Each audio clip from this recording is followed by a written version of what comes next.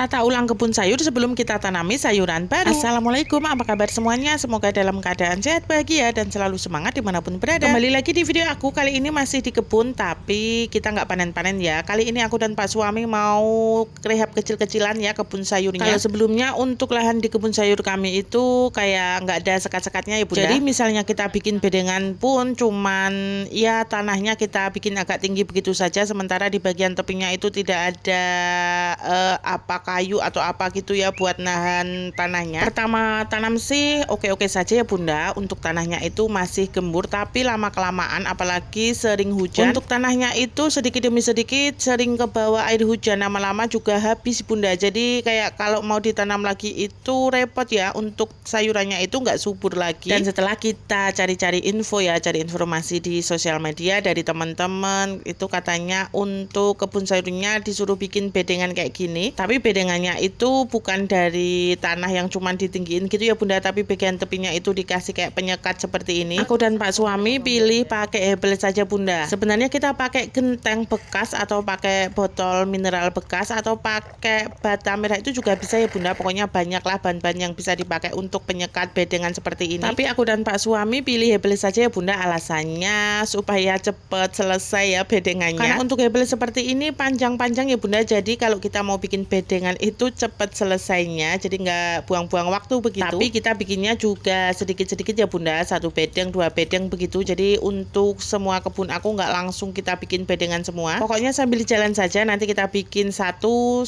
lagi begitu sambil kita tanamin sayuran supaya nanti kita tetap bisa panen-panen sembari kita bikin bedengan yang lainnya sampai kebunnya itu penuh dengan bedengan, supaya nanti untuk tanahnya itu dan juga pupuk-pupuknya itu nggak ke bawah air hujan. Karena seperti yang kita tahu Bunda, untuk akhir-akhir ini sudah mulai masuk musim penghujan, jadi bakalan setiap hari hujan. Kalau kita kasih bedengan seperti ini kan untuk tanah juga pupuk-pupuknya itu misal pun ke bawah air hujan kan nggak sebanyak kalau nggak kita kasih seperti ini ya Bunda. Karena dari kemarin, dari pertama kita tanam sayuran kemudian ada hujan, itu untuk tanahnya banyak yang ke bawah air Bunda, jadi kayak hilang begitu. Apalagi untuk kebun sayur aku ini letaknya agak tinggi ya dari halaman belakang rumah aku, jadi kalau hujan itu ya gampang lah untuk tanahnya itu ke bawah air. Gak cuman bedengan saja Bunda yang kita siapin, kita juga mau siapin untuk pupuk komposnya, tapi kita nggak bikin sendiri ya, kita beli dari teman. Di sini Pak suami beli 2 karung kalau nggak salah, 1 karung itu harganya sekitar 25.000. Jadi di sini sebelum kita mulai tanam